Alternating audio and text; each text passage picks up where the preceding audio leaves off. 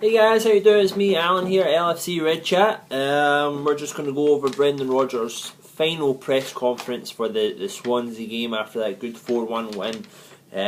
Did my notes, took my notes, and basically I'm going to tell you what he said and how it went for him. So obviously he's come in, he's happy, he's having a couple of jokes and stuff. But first of all, he was asked if that performance was anything like how we started off 2014, and he said that the performance looked good. It looked as if it was how we started in 2014.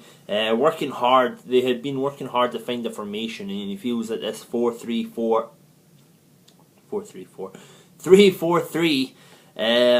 really gives opponents. Really gives opponents a shape that they struggle with to counter. And he really likes how the team is playing and working hard and pressing the ball. He did criticise giving away the goal, he called it cheap, and he said that we tried our very best to give them another goal soon after, which is true. So he's having a little dig in there, but he felt that we dominated the game and pressed the ball very, very well, which led to Lallana's goal. He was high praise for Lallana. He said he was very pleased with Lallana. Feels like he's really starting to adapt now into the team. Playing well, working hard, all the other sort of key Brendan Rodgers words, you know, the team, the group, and all the rest of it. He says that the group of players that came in are really, really working hard. He was asked about Moreno. Shut up, Siri. He was asked about Moreno, right, and asked about how Moreno really played well. The journalist even called him phenomenal within his question. To playing up and down the left hand wing, and in my review video I mentioned it as well. I thought he did very, very well going up and down there, overlapping. I thought he gave us something a little bit different that we didn't see in the other games that we've been using the system. But he kind of changed that question into the whole team, praising the whole team as a whole, from the centre backs playing together, Moreno and Manquillo, going up and down the wings into Henderson and Lucas, and then into the front three as well. So we kind of turned that question from just being about Moreno into the whole team and praising them. Later on in the press conference, so he was then asked about Emre Can, and he talked only about Emre Can. He didn't say anything else about any other players. He said that Emre Can was very versatile. When he went over to see him against Hamburg, he said that he saw him in a 4-2-3-1 playing as a centre back, so that's why he knew that he would do well at centre back. He talked about how versatile he was, and when he would see him, or when he would have film on him, he said that he's seen him in almost every position except from centre half and goalkeeper. Not centre half, centre forward and goalkeeper.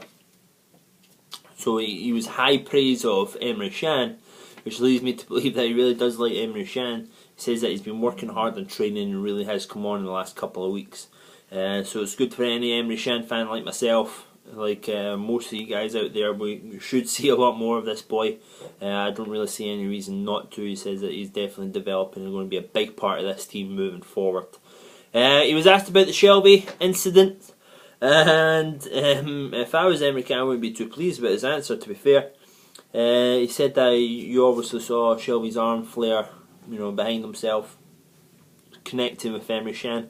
I believe that Shelby has been charged by the FA. I didn't really look into it, but I believe he has been charged by the FA. He's going to serve some sort of suspension. And he said that Raheem, you know, also the centre back's hit him in the back of the head. Raheem's pushed out with his hand, and he said that the referee got both right. I would say that Shelby's was a lot worse than the Raheem's. You can do a lot more damage with an elbow flying back around your eye socket and around this part of your face than you can with an open hand push. Okay, so if I wasn't Emre Can, I didn't like that he didn't stick up for Emre Can there. I personally didn't like that he didn't do that. I think he should have been completely behind this player, and for most of the time he is, to a fault, with how much I've also said here how much he sticks up for Brad Jones. So sometimes to a fault he is 110% behind the player, and then sometimes it looks as if he's just lacking a little bit of backing them up. So I would have said, if I was the manager, I would have been completely biased towards Liverpool, of course, because I'm the manager of Liverpool. So I would have said it was disgusting.